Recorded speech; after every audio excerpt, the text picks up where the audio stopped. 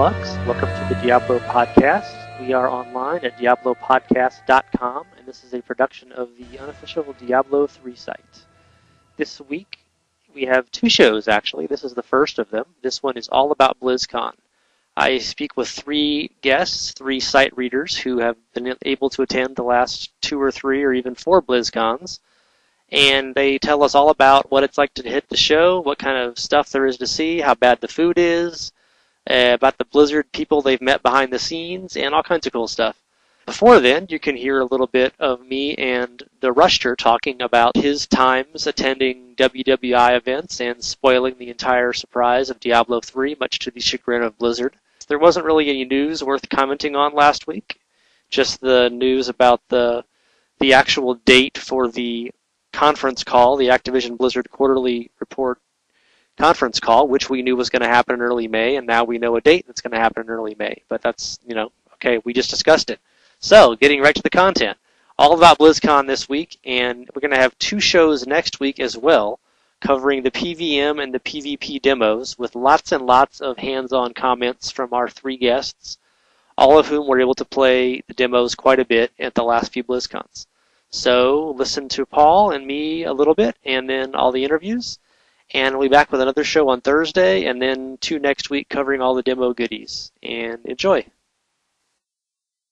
I'm speaking with Paul, a.k.a. Rush, a.k.a. The Rushter, who is one of the company directors of IncGamers.com, and he has also attended numerous BlizzCons and other Blizzard events, other WWI events, including, quite infamously, the WWI 2008, at which Blizzard announced Diablo 3. That event was in Paris. And the day before the event, Paul posted news on our Diablo 3 site saying, "It's Diablo 3! And this was when Blizzard was still posting all those flash screens on their website with like a hidden face and ice, and every fan was doing massive amounts of speculation if it was going to be a Warcraft expansion or some new game, or you were quite sure it was Diablo 3, Paul. Yeah, well, yeah, I mean, we kind of were told, I think, the day before, but I mean, you didn't have to be a rocket scientist to figure out that it was going to be Diablo 3. If you just turned up at the WWI, the Diablo, character was the prominent thing on the front of the building. It was just all kind of tied in and made sense, and besides, there wasn't really a hell of a lot else that was, and we were expecting Diablo 3. We kind of knew that it had been in the works, as has been discussed in previous podcasts, for quite a long time, so it was just no huge surprise, really, although I don't think it went down too well. Well, it was a big surprise to Blizzard that you posted that. Ellie mentioned this last week on the podcast, that you guys got, I believe she said, a talking to when you arrived. Yeah, we kind of settled down in the press room, and one of the Blizzard PR reps kept stuffing up, going, "I'm not impressed with you," and I'm kind of like, "What?" But the thing is, the whole point of Diablo IncGamers is to make sure the community's getting the information that we know. We not only kind of seen what was going on in the building, but we had actually been tipped off by somebody else who was in Paris, who, we were like, "Oh, is it definitely?" And they were like, "No, it is definitely." And that wasn't anybody from Blizzard. So, that was someone inside the industry, because obviously I'm talking to lots of people all the time. So, I mean, it was a dead cert. There was no, sort of doubt about it in any way. You posted that news item, and like the first 10 comments were something like, "If you guys are wrong, I will never read your website again," that kind of stuff. Yeah. You kind of expect that. I think I have a problem with when I write news on this site. I think everything I put causes some kind of stir or controversy, whether it's a release date or, something, or announcement or something like that. But, usually we don't put something up without having some sort of reasonable good source of information, just like any good news site should be. Well, I have to mention the one last year. You posted about the IncGamers, top 10 games of 2011, something like that, most anticipated titles. Yeah. You said something like, "Unlike all those other stupid websites, we're not going to claim Diablo 3 is coming out because we don't know it's coming out." And a lot of readers took that to mean they were stupid if they thought Diablo 3 was coming out. Yeah, that was again just a kind of case of reading bits. Maybe I could have phrased it a little bit better. Maybe I don't know. I think people kind of hopped on that a little bit too hot. But no, it wasn't intended that way at all. I mean, really, basically, my daily work, day in, day out, is, anticipating and finding out when games are released for every platform across every genre. So we kind of have a very good inkling of roughly release timescales, especially from all the financial reports and stuff that we have to read, not just Blizzard, but other companies, whether it's EA or whatever. So you get a good kind of nose for it. You didn't mean the readers were stupid. You were referring to other websites in your feeling they were just including Diablo 3 to get, publicity, to get more page loads kind of thing? Yeah, we all know, we've been doing the site for 12 years or whatever it is now. You kind of know that anything that mentions Diablo 3, it's a hit generator. And, if you look back at any article from maybe last year where they were talking about, the games of next year, you'll see Diablo 3 in it again, and the year before, and the year before that, so it kind of seems a bit silly writing about stuff that hasn't really been confirmed or definitely put out as a release date. So that's kind of what I was implying. Ironically, you turned into a hit generator by not having Diablo 3 on your list, I guess. Yeah, probably, but that was completely unintentional. Trust me, it would be on the list if we were 100% sure, but I think, as I said in the news post, we only put stuff up that we know is a guaranteed release for this year. Yeah, so getting back to the BlizzCon topic here, just as we're leading into the intros, to the interviews that are going to be the body of this podcast, you were at what, like 05, 07, 08, I think? Yeah, 5, 7, 8. Yeah, I had a break, and then 5, 7, 8. Yeah, I think that was right. And I haven't been for a couple of years, mainly because other folk have been going and doing it. And I think for me, definitely, the first BlizzCon is the one. That was the highlight for me. I think mainly because Blizzard were maybe a little bit rusty because it was all new. It wasn't so. Although it was all professionally done and produced with all the stage shows and the costume contest and stuff, they just had a roughness around the edge that kind of made it feel really kind of fanny and, just really, really good. Yeah, ironically, my 2005, I was completely bored and left after one day because they had nothing about Diablo in the whole show. It was all just StarCraft and it was all Warcraft and StarCraft Ghost.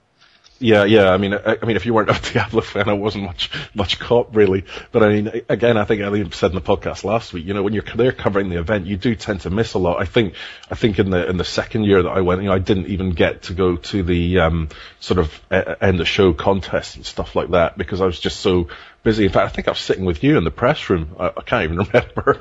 Yeah. And I think we just kind of like, oh man, we've got too much to do. We've got to get this stuff up and stuff done. So it's just a matter of eating food and missing it.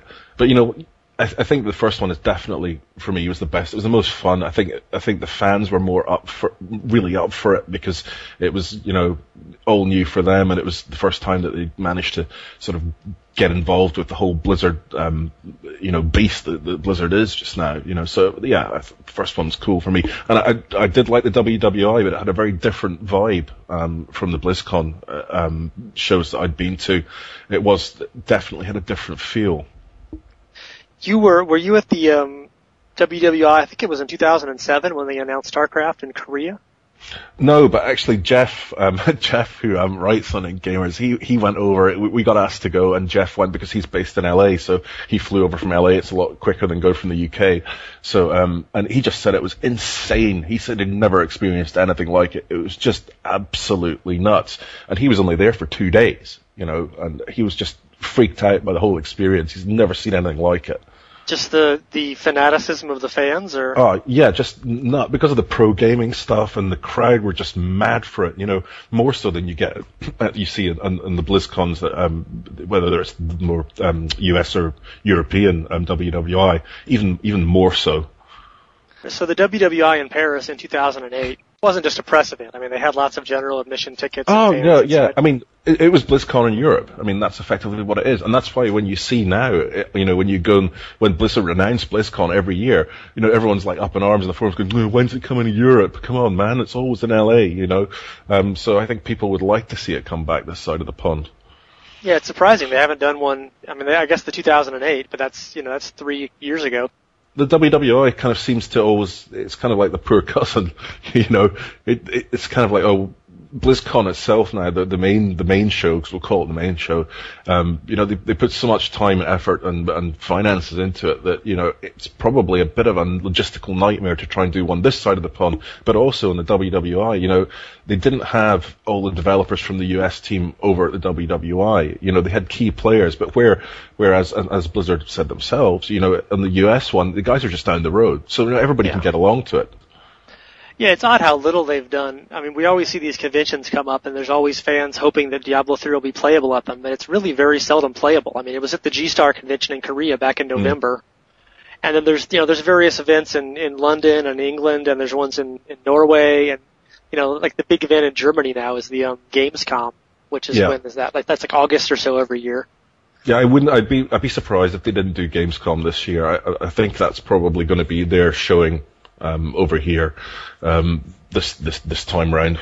But interestingly enough, actually, Game, who are the main one of the main UK retailers, it's the main UK retailer, are going to be holding a show this year, which will be open to the public, and that's probably, I think it's around September time. I could be wrong, but I think it's September time. That was just announced a couple of weeks ago or so.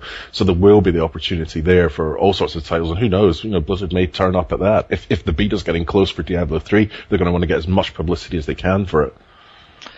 It seems like there's more shows now that are open to fans. Like E3 used to be just press, and it wasn't really just press. I mean, it wasn't that hard to get in and buy a ticket, but it was pretty expensive. But now they've got, BlizzCon is all about the fans, and then the Penny Arcade show, and then Gamescom. It seems like there's much more interaction possible. Yeah, I think it's a good thing. I think it's positive. It's good to get lots of feedback about the products. I mean, we see more and more betas now being used as marketing tools.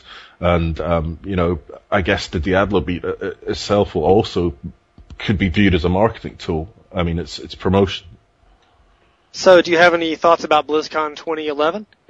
People are wondering what might be announced. It seems like it'll be pretty likely we'll get the WoW expansion will be heavily covered. And they'll want to promote Diablo 3 shortly before release, hopefully. Yeah, I think chances are, I mean, assuming everything goes to plan, that and I'm hoping that we'll get a release date for Diablo 3. But who knows? I mean, it's too early to say. The guys are keeping quite quiet about everything. Another WoW expansion would make a lot of sense to be released maybe next year, and I think the game are definitely going to need it. I think the Cataclysm release, it was an awesome concept, to roll back the world and stuff. But I think high level players, they need more stuff to do, and I think it fell a little bit short on that front. Maybe Blizzard figures they'll just play Diablo 3 for 6 months and then they can get back into WoW when the next expansion comes out. I don't know. I'm not convinced by the sort of WoW Diablo crossover. I mean, you just have to look at radar boards and stuff. How many people say, "Oh, no, I don't play WoW"? A lot of the people that I've talked to that are waiting for Diablo 3 are currently playing WoW, and most of them say they're going to drop WoW like a hot potato once Diablo 3 is available. Yeah. I mean, it's getting really competitive. I mean, there's, WoW's had a long life cycle. I think originally they said it was going to be a 10-year game. I don't know how if their position has changed on that now, because they've obviously got two other titles, I think, now in the works. One of them we know is some unannounced MMO. But the competition's hotting up from other developers. So I don't know. I think Blizzard may announce something new. It'd be nice if they did, or another expansion. But I guess we'll have to wait and see. I guess we'll wait and see, and that's a good segue to what we'll hear some of the fans, how they've experienced BlizzCon in the past, and stay tuned for that in the rest of the show. Any last brilliant words, Paul? No. Can you moo like one of the mad cows?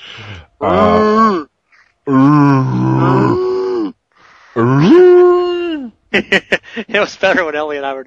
She was saying I should get everybody on the show to moo like a cow. We could make an intro out of that eventually. We have 50 different tunes of moo.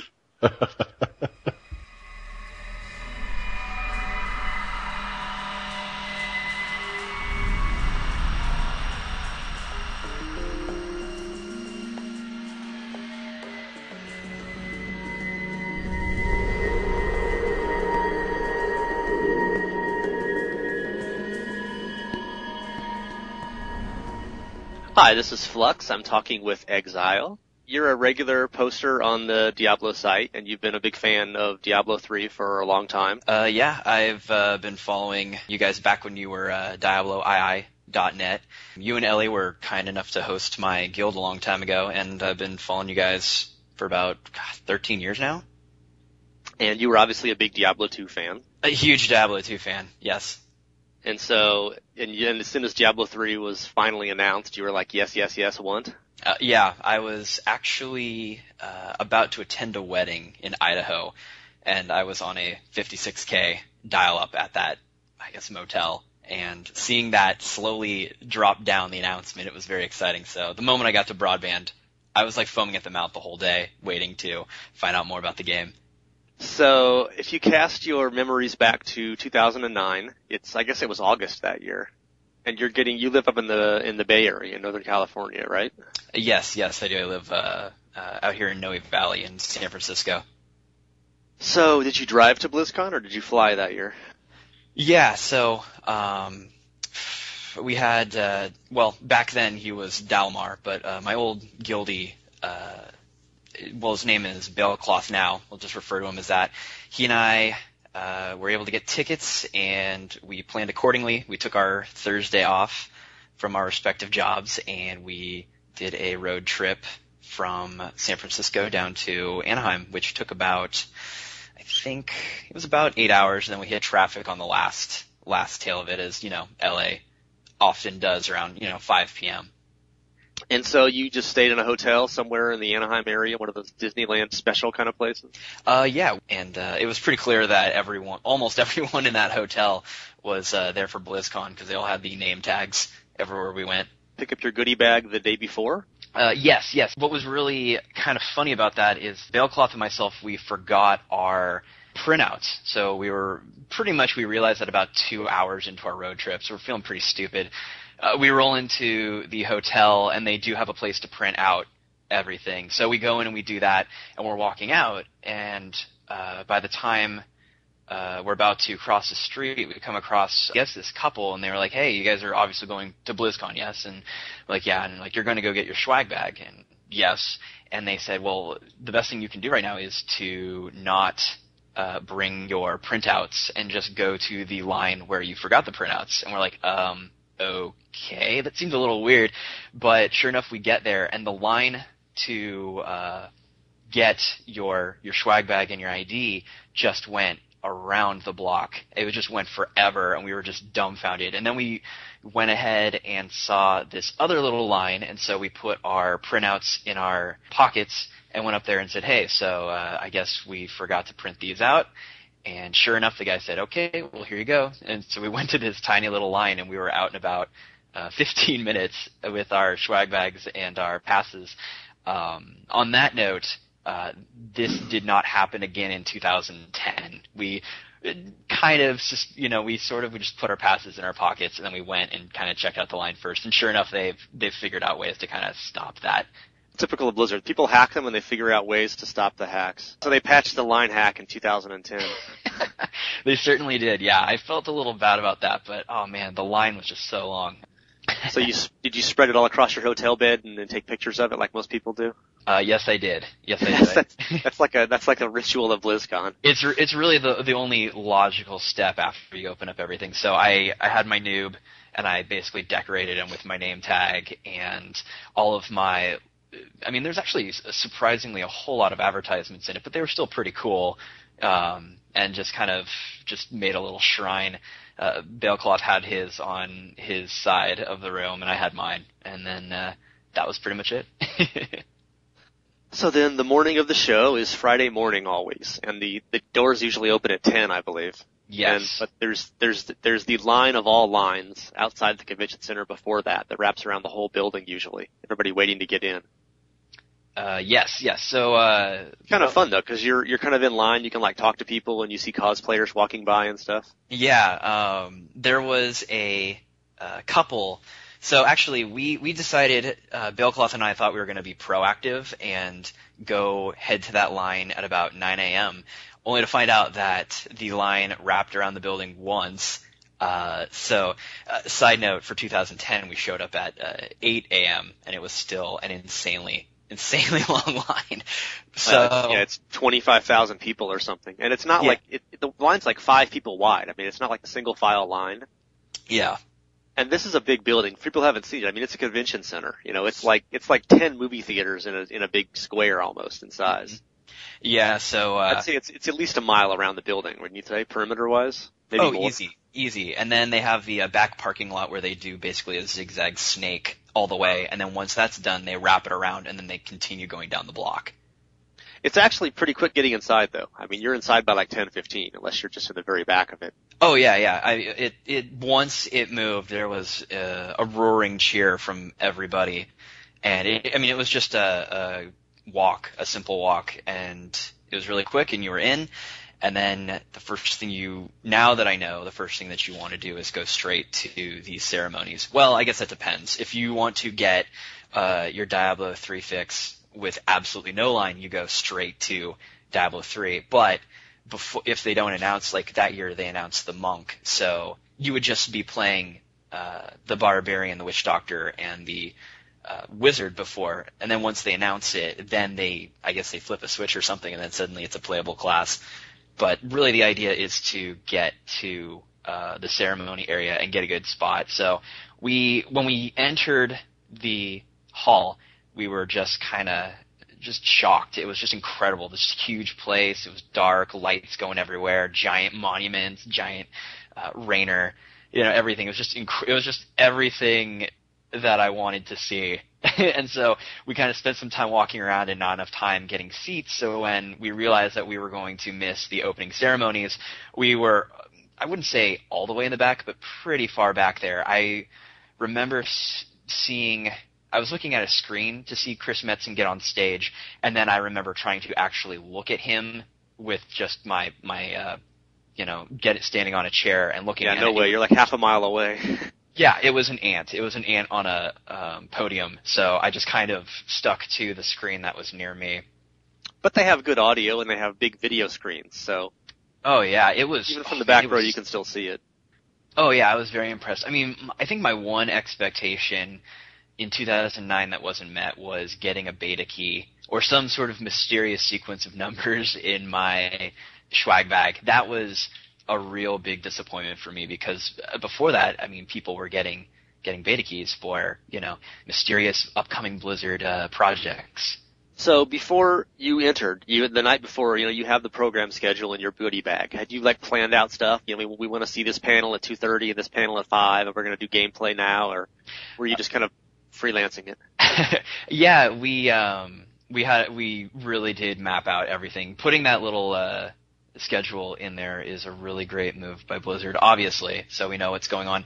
We had all the Diablo 3 ones mapped out. I had one StarCraft 1 and one Warcraft 1 that I wanted to attend, but really, if you're a Diablo fan, I didn't really find the StarCraft one very insightful, and the Warcraft one was kind of entertaining. They're talking about, how they're going to change the classes and guilds, but really, I got the most out of, I think I went to about 3 Diablo panels, and it was really interesting to watch Julian Love and the gang just kind of talk about their methodologies and just how they wanted to make this game awesome with more explosions.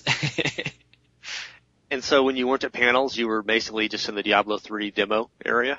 Yes, yeah. Well, in 2009, really what you would do, because I wanted to try Cataclysm, and I wanted to give Wings of Liberty a try, so what we would do is we just kind of check out the lines and find whichever line was the weakest. And I think other people were doing that too, because you would do the Wings of Liberty demo, and you'd come out and find out that Diablo was packed and that Warcraft was really small. So you hop into that line, and when you get out, you notice that the Diablo one is really small and that the Warcraft is packed. So that was really it, just kind of being ahead of the wave of people.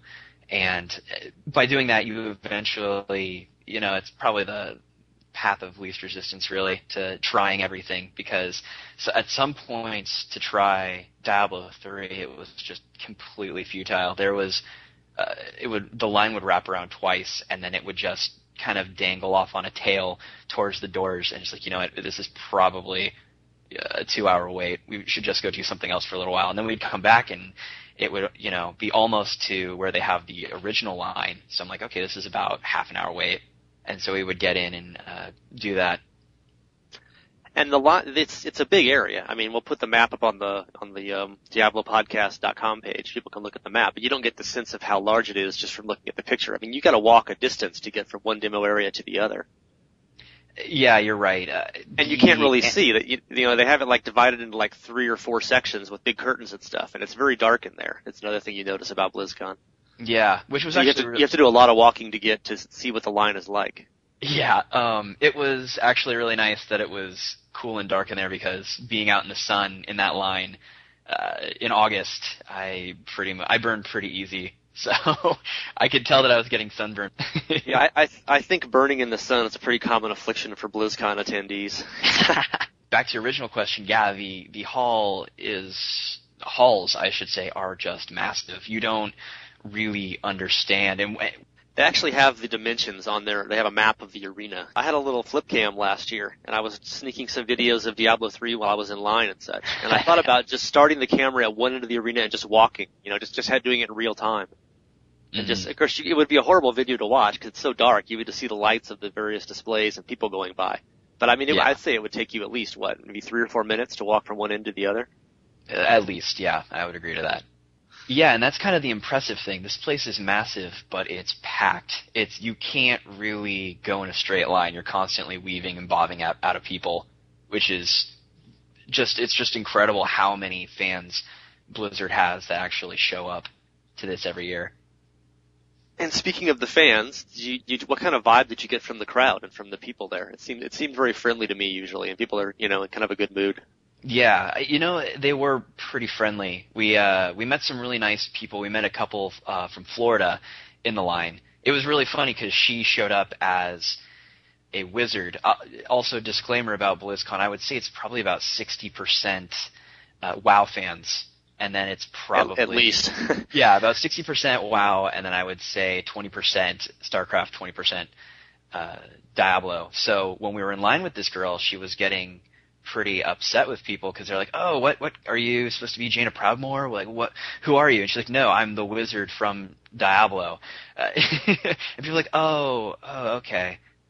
And then actually there was another wizard. A girl who was in the same costume who walked by, and it was really funny because she shot the girl we were with a dirty look. And yeah. So we all they wore the same dress to the prom. Exactly. They literally looked exactly like each other. It was pretty funny. They even had the glass ball. Where did you go to eat? That was the question. I mean, because there's food at the convention center, but it's pretty pricey and not so good. We ate horribly. I think that's probably the one downside to BlizzCon is that your best chance at food will probably be fast food because we're right next to Disneyland, and I think eventually at one point we tried to sit down and have like a decent meal with like maybe some lettuce in it or something. And since most of those places are Disney themed, they kind of bank off of that, and so the people are pretty rude. I've experienced that I'd say about 3 times, twice in 2009 and then once in 2010. So probably your best bet would be to, if you're going to eat bad, but pick up something. Maybe there's a Safeway or a Vons, I should say, down there nearby. So you just kind of stock up, and then you just kind of have that for the hotel room for when you head back, and then you just sort of eat something healthy there. And when you're there during the day, fast food is probably your best option. Yeah, last year I took my parents live in San Diego, so I drive down there and then I drive back up to Anaheim, which is like 90 miles from San Diego. And I just took a cooler and had like a bunch of sliced turkey and lettuce and just a bunch of sandwich stuff. And I probably had like 6 huge, turkey and cheese sandwiches during the 2 days. I just go back there, make a big ass sandwich and eat it, and then when I go back, that would hold me over. Just to save money and to not have to eat fast food and just to do it quickly and get back to work. Yeah, I mean that's probably the smartest way. If you don't mind eating fast food, we didn't for the first day, but then we immediately got sick of it. So yeah, there's an IHOP right down the street from the convention center that do not go there for breakfast because you will be eating at noon. Yeah, we tried to go to an IHOP. Yeah, not before BlizzCon. Yeah, the best food option there is in the Marriott, which is like right outside the Star right outside the main convention center on the right. It's the first really big hotel. There's a Marriott and a Sheraton right there outside of it. And the Marriott's got a place called Café del Sol in the downstairs, right past the lobby, and they have a really nice breakfast buffet. It's kind of pricey. It's like $16, but I mean, they have, everything you could get at a really nice breakfast buffet. All the fruit and waffles and omelets made to order and everything. Did you meet any interesting Blizzard people or have any interactions? In 2009, I had a pretty awesome interaction with some of the mods. We had our friend Yox come up, so it was Bailcloth, Yox, and myself. We were all playing the Diablo 3 demo, and we were killing a whole bunch of stuff in the desert, and then this weird little flag popped up for me, and I looked around. I asked Bailcloth and Yox if they saw this, and they said no. So that right there proves that the itemized loot for each individual does work. So I went ahead and clicked on it, and a little package showed up in my inventory to call over a moderator. So I went ahead and did that, and they said okay. They waited for our game to be over, and when it was over, they took me to this little area in the center, and they gave me an autographed poster of the monk, which was awesome. And they actually also gave me 2 GTS 250 NVIDIA graphic cards, which were pretty awesome. I'm actually looking at the monk poster right now. I have it framed. It's awesome, signed by everyone on the Diablo 3 team. And unfortunately, I didn't have the privilege of getting a Demon Hunter one in 2010, but I'm pretty... Not for lack of trying, though, right? Yeah, not for lack of trying. I mean, I did nothing but play Diablo straight in 2010, but yeah, no dice. So did you check out the closing ceremonies or the concert, or did you take the opportunity then to go be in shorter lines for the demo? The closing ceremonies, the opening and closing ceremonies, I really felt obligated to go to those for both years. Just, it's kind of like, obviously in the opening ceremonies, they announce everything. And then I was hoping for these last 2 years that they would announce something big, this Titan project or a new class in 2009. I mean, I know they'd already done the monk, but I was hoping for something, anything like, or having them say, hey everyone, you all get beta keys. But they have this one guy come out in the closing ceremonies, and I think he's a VP of something. There's Chris Metzen, who obviously, he charismatically comes out and opens and closes everything, and then there's the president, he says, or CEO, he says a couple things, but this one guy, I've seen him for 2 years, he basically just comes out and just kind of screws with the crowd, and I don't know if he enjoys it. I'm sure he gets a kick out of it, but really what he does is he just pisses off, 20,000 Blizzard fans. People found it funny and charming. I found it annoying. He's like, all right, guys, we're going to announce something brand new. This was in 2010. And then they go on to just make a whole bunch of joke, hypothetical games. I'm like, all right, this is stupid. So I just kind of tuned out. It's nice. In 2009, Ozzy was awesome. In 2010, it was seeing Tenacious D, which was not really as cool as Ozzy, but... Did you stay for the whole concert both times? Yeah, we did. The first time for Ozzy, we were up right in front, and I didn't really know that Blizzard fans could mosh and get crazy, but they did, and it was pretty wild. So if you look back on the shows as a whole, is there anything that jumps out like you most liked or least liked about them? What I liked the most about both shows was the release of a new class for Diablo. I think in terms of announcing things, I enjoyed 2009 a little bit better because they had more to talk about. But then I feel in 2010 it was really awesome because they released not just the final class, but they released the player versus player arena, which was I really honestly did not see that coming. I knew that they had talked about player versus player, but to openly say, hey, here's this working model for you guys to go try out was a really great surprise for me. As far as things that I liked the least, I feel like 2009. I think 2009 I just didn't really know what I was doing, and I really didn't like that in terms of I found myself sitting in a lot of lines. But then in 2010, it was kind of a letdown to find out that there was essentially nothing to announce for Warcraft or StarCraft, which meant that if you went over to their sections to go try out Cataclysm or some of the new maps that they had made for StarCraft, there was really nobody there, which meant everyone was in line for Diablo, which wrapped around probably for a third time. I don't know. The lines were really long. If you could change something about BlizzCon, if you wanted to be different, I guess you'd say more Diablo play machines last year. Yeah, I mean, I think that you can only do so much, and I don't know how they could muster up any more electricity than they were already using, but I would have liked to see more machines for all. Well, yeah, if you have something coming out that's going to be really big, like the announcement of, really Diablo was it. I feel like they probably should have taken half of all the other machines and added that on to Diablo. How do you feel about the amount of space and sort of attention that Blizzard allots to the different titles?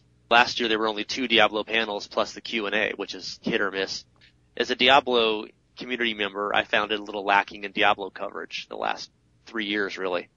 But of course I would say that because I'm there for Diablo. It's really the Q&A is either information that whoever asked it didn't know was already out, or no comment. Only having a couple of those panels was kind of a disappointment, considering that everything else was devoted entirely to, I guess it was either StarCraft tournaments or what Cataclysm is going to be like. You've been twice.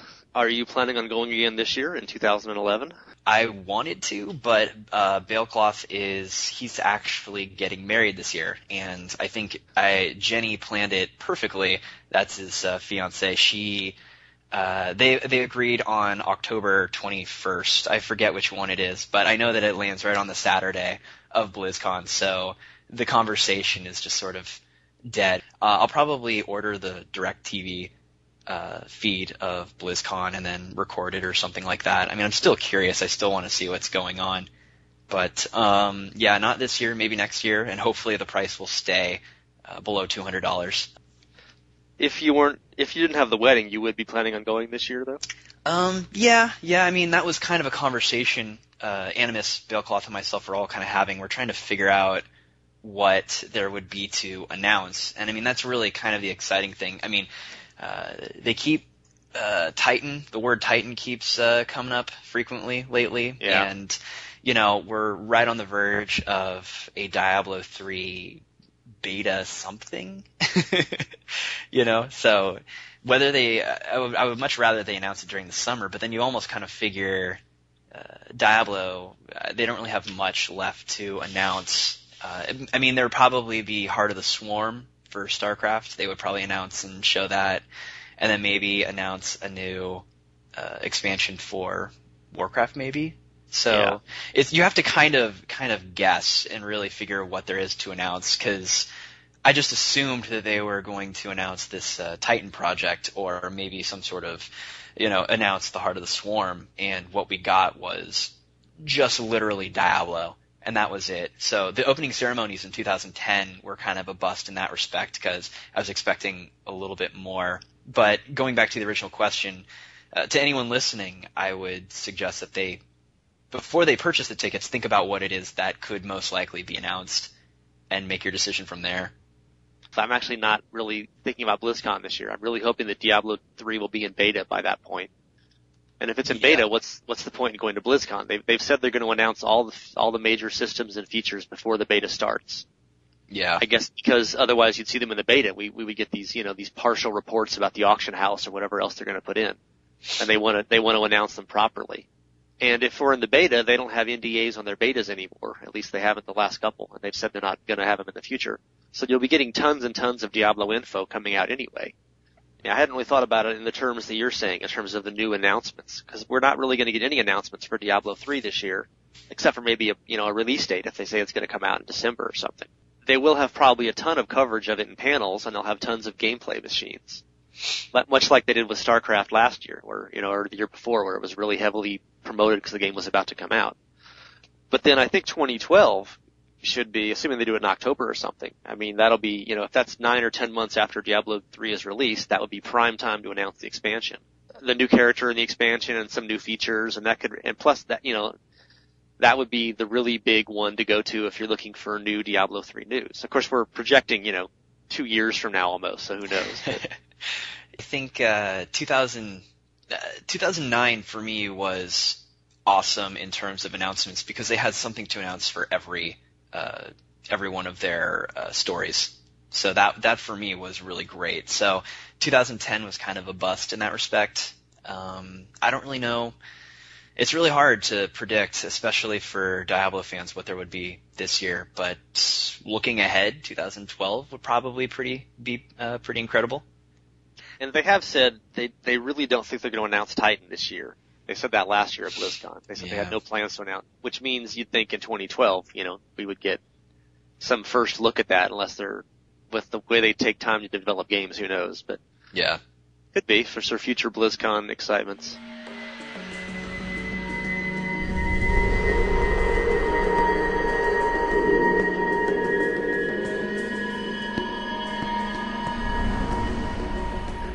Hi, this is the Diablo Podcast. We're at diablopodcast.com. This is your host, Flux. I'm talking to an old friend of mine named Dana. Say hello, Dana. Hello, Dana. Dana is a big, long-time Diablo player, and she's also very eagerly awaiting Diablo 3. And in the meantime, she's been playing the Sparkle Dragon game, and she enjoys that as well. Your first BlizzCon, you've been to 2 of them now, I guess, right? I have been to 2 of them, lucky enough to get tickets for the second one, and I had a couple of friends helping me out for the first time we went. So you went in 2009 and then in 2010. I certainly did. You had obviously researched BlizzCons before you'd gone. You'd seen online coverage. How did it compare to what you expected? I actually thought that BlizzCon, which was a much larger extravaganza than even the online coverage can show you. I don't think anything ever really prepares you for getting into the convention center and being with tens of thousands of your fellow BlizzCon attendees. As much as I am a big fan of everything web-based and really enjoy the interwebs, nothing matches the experience of being at BlizzCon. You live in the San Francisco Bay Area. I do. And so you flew down to BlizzCon? We did. We flew down to BlizzCon to the John Wayne International Airport, where they have a lovely bronze statue of John Wayne sitting out in the front, so you can't miss it. And we is not you and Flux. We is you and your husband, yes. We is me and my husband, although we were lucky enough to meet up with you, Flux, later on that day. So where did you stay? Look, I'm all about the cheap hotels. My husband and I have traveled throughout Europe on the cheap, and so my big advice to people is that, let's face it, all you're doing is laying your head down. Check out some of the competitive websites, look at places like hostels.com, but certainly don't spend more than $40, $50 on a hotel. You arrived the day before the show and got your badge and goodie bag, as they recommend? Absolutely. When you got your goodie bag, did you immediately go back to your hotel and spread it out across your bed? Well, I immediately took it and spread it out across the bed and took photos of it because, well, why not?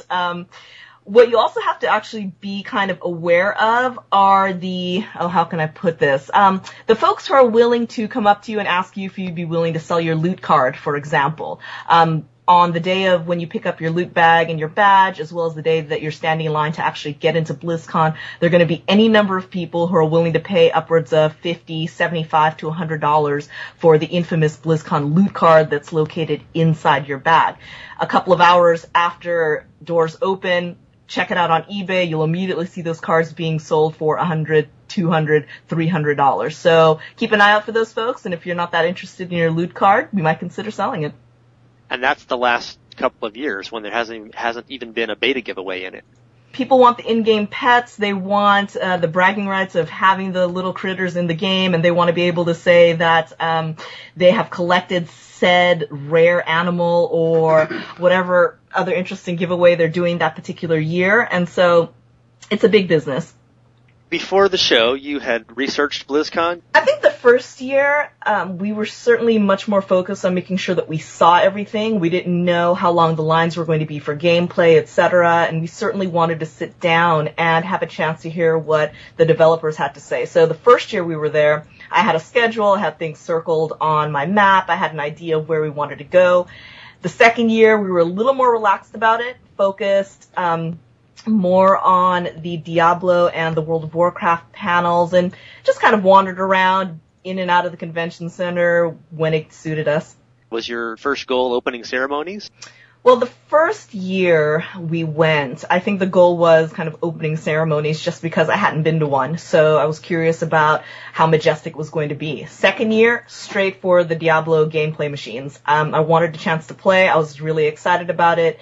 Diablo is very close to my heart. So hopefully for this upcoming year, they'll announce something good and something interesting, and we'll see where that leads us. What sort of vibe do you get from the show walking around? The best part about being there in that group, and a friend of mine and I were talking about this last year, she's not a gamer and she went just to support her boyfriend, is that you know you're instantly in a place where people do speak your language. Chances are I can go up to somebody and start talking to them about their healer class, about their DPS, which Diablo character they want to play, whether or not they're Zerg or they're Protoss, and someone is going to know exactly what I'm talking about. You're there with your people, you're there with your community, and it's just a whole lot of fun. Instead of being the outcast, instead of being the geeky person that no one's quite sure what you're talking about, you're suddenly in a room full of people who understand you, and I think that's one of the biggest draws for BlizzCon. Did you meet any Blizzard employees or people, have any interactions, or ask a Q&A at a panel or anything? Not yet. To be honest with you, I'm not quite sure what I'd say to them if I did run into them, except, great job, and I'm happy you do the work that you do. Although, it is my goal for next year's BlizzCon. I want to meet Ghostcrawler, and I want to give him a copy of his dissertation so that he can sign it for me. Yes, I'm a geek. How do you have his dissertation? Online? It's available online via your school library websites. Dissertations are available in a database, and I did find it because, well, we all know what his name is. He's an expert in marine biology. It wasn't that difficult. And no, I'm not some crazy stalker. It's just something that interested me. So he has a PhD in marine biology? He does. Ghostcrawler has a PhD in marine biology. And he talks a little bit in some of the interviews about how he got tired of the kind of go-around of attempting to write grants, trying to figure out if he would get funding in the coming years, etc., wanted a change of pace. And I'm a little fuzzy on the details here, but I believe he met someone or knew somebody in the gaming industry, and because of his particular way of looking at certain problems, they hired him at Blizzard. And the rest, as they say, is history. There ought to be a Murloc joke here, I would think, but I'm not able to make it. There's not a Murloc joke, but he is his own pet inside World of Warcraft. So actually, hunters can tame a ghost crawler crab, which is kind of an invisible-looking crab type creature in the expansion, and you can bring ghost crawler around with you wherever you go. Anything about BlizzCon that you were either very surprised by or that you most enjoyed? It wasn't what you thought it would be like? Again, it's just a chance for 2 days to be with people who absolutely understand what you're talking about, and that's a huge draw for me. I think that Blizzard puts a lot of work in the production of BlizzCon, and it shows by fan appreciation when we're out there. So I'm happy to go out and just have some fun for a couple of days.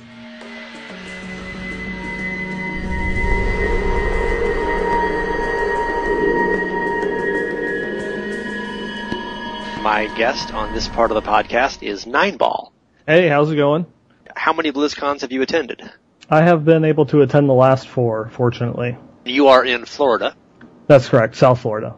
For people who don't know the geography of the U.S., that's a long way from Anaheim. It's what, 5.5 hour flight? Yeah, normally ends up being about 7, because you always there's very few direct flights out there. They always either stop in Atlanta or Houston, and you always have like an hour to 30-minute layover.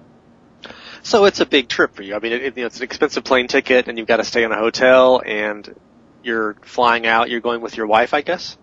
Yes, she's been with me for all 4 of the BlizzCons, and hopefully we'll be going again this year.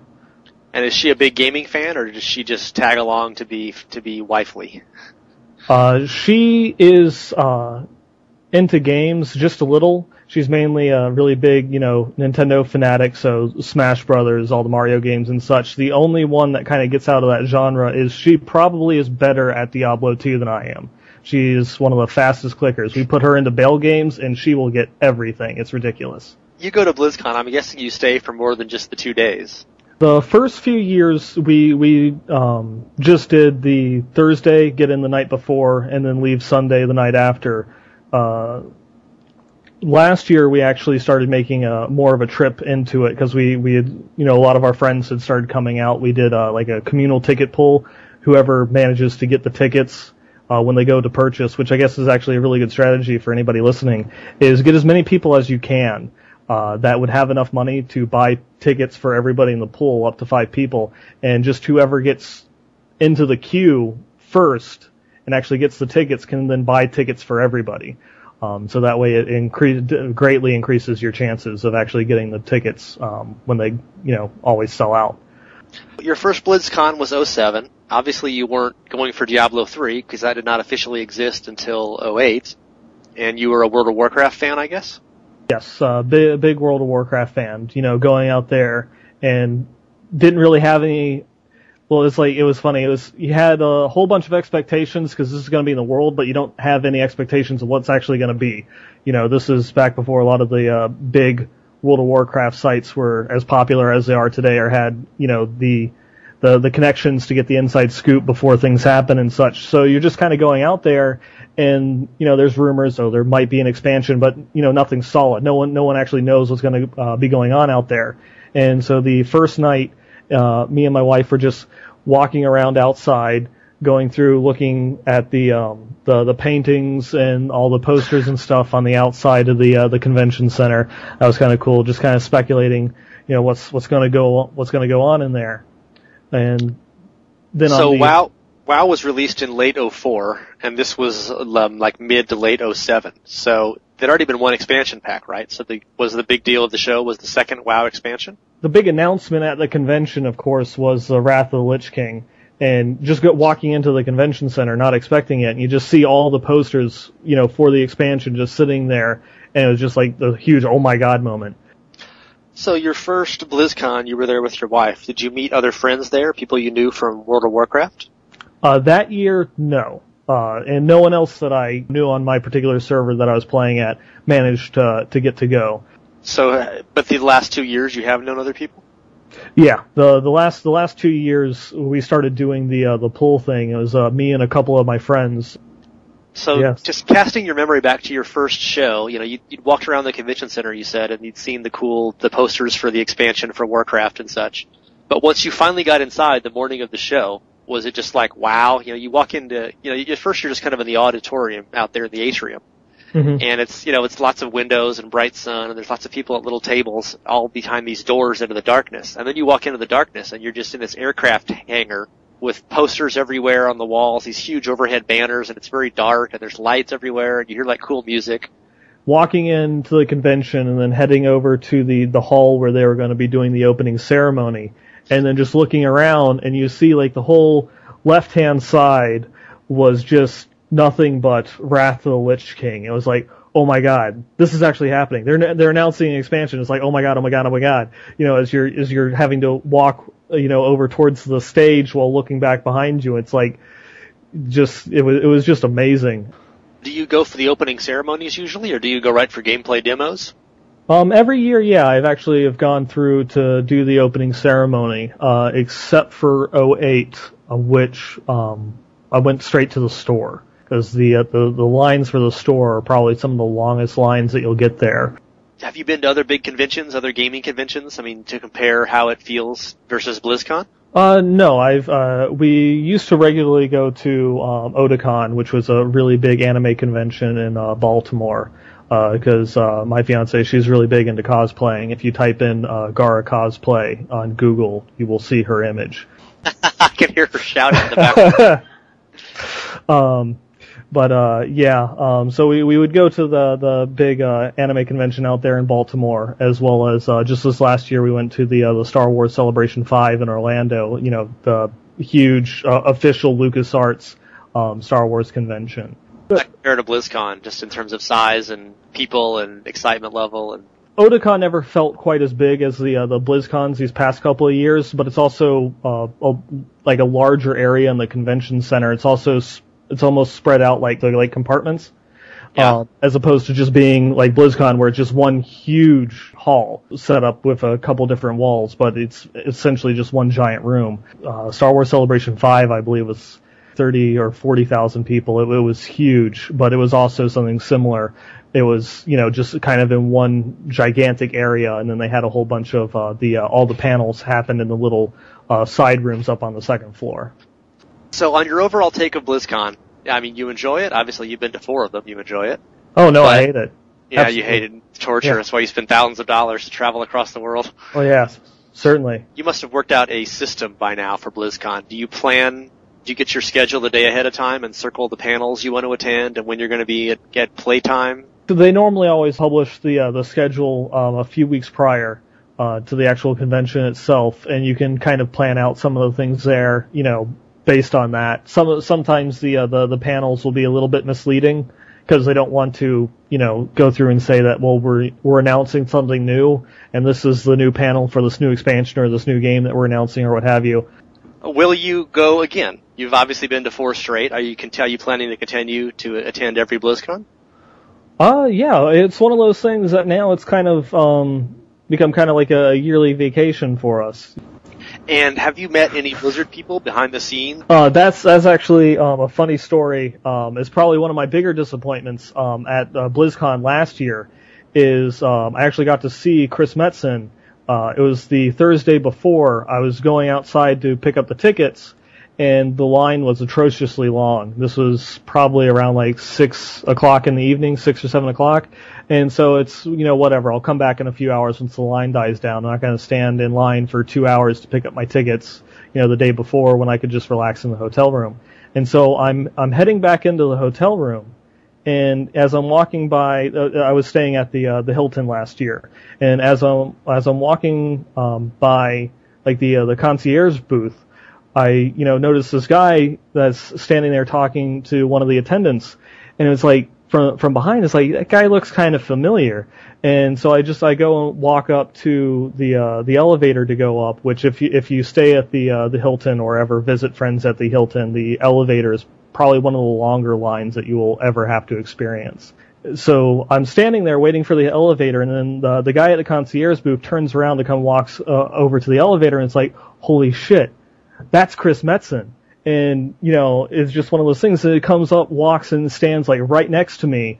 But, he's got that body language. He's looking straight down. He's got his arms crossed. He's kind of like, he has like this look that he's like, I hope nobody notices me. I hope nobody notices me. Because he's surrounded by like 20, 30 people waiting to get onto the elevator. And I'm standing right next to him. I want to like reach over and shake his hand or ask for an autograph, something like that. But I just like looking around. As soon as you mention the name Chris Metzen, then everyone will just turn and, tear him alive. So instead of kind of ruining that moment for him, I decided to just chicken out and, just shut up and not say anything. And then I guess he had like a strategy to it because he actually took the elevator down instead of up to escape the rest of the crowds because he managed to get into the elevator by himself and no one else follow him. So did you get a lock of Chris Metzen's hair for your voodoo doll? No, he got away? He got away on that one. To continue on with like the meeting, like the developers, I did manage it last year. I got to talk with Samwise, for a few minutes. I got a couple pictures with him. He signed my BlizzCon guidebook that year, and it was pretty cool just chatting with him. And the year before that, 2009, I actually got to spend quite a few minutes just talking with Russell Brower, who's one of the music directors over there at Blizzard, for a few minutes over on the floor, because he was just standing around over by the little like noobs area with all they had done a whole bunch of these little dolls and given them out to all the Blizzard artists to make all the different designs for, and they had the showcases of all the different entries in there, and he's just standing over there talking with another one of the employees. That was pretty cool. Got to ask him about it, and actually somewhat relating to Diablo, I asked him how he got into making music for video games, because he had started off doing music for movies and sound directing for that, with I think like one of his earlier projects had actually been Tron, the original Tron he had worked on. And it was actually Diablo 1. He was listening to the music in Diablo 1, and specifically influenced by Matt Uelman and getting in contact with him that got him into making music for video games and eventually working at Blizzard. I guess we could say Matt's music has gotten a lot of people into music and video games. It's pretty impressive work that he does. I mean, I'm a huge fan of a lot of his work. Any last comments on BlizzCon or things you wish they could do differently? I'm happy with how it works. I guess it's just in the past few years they've been increasing the number of people that they've allowed into the convention center without actually like increasing the space of the convention center, because I think like the last 2 years they actually maxed out all the halls, and yet they still, between like 2009 2010, it was the same space, yet they managed to fit like an additional like 5,000 people into the convention center. You really start feeling it in such, a crowded space, even though the convention center is huge during the day. Like, it literally is like all 25,000 people in that one section. So although the lines were a little bit longer, and it felt a lot more crowded trying to get anywhere or do anything. And that's the show for this week. Thanks to Exile, Dana, and Nineball for their time and their thoughts. You are going to hear a lot more from those three guests on two podcasts coming up next week, one of which will focus entirely on the PVM demos they played at BlizzCons in years past, and one covering the PvP demo they played in 2010. And all three of them were able to play quite a bit of both of the demo types in multiple years. So it was definitely very interesting to hear their thoughts on the different varieties and how the game had changed and what characters they liked the most or least and the skills they enjoyed. Nice hands-on report really from all three of them, and those are going to be a lot less edited than this episode was. I actually had well over 2 hours of material for this podcast today, and it got cut down to under an hour to make it a little easier to listen to, and sort of whoever had the best answer to a number of the same questions is the one that I included, and the other ones got snipped a little. So apologies to my guests for so many of their useful words not appearing, but it would have just been a little bit redundant for the listener. This is Flux, and you're listening to the Diablo Podcast at diablopodcast.com.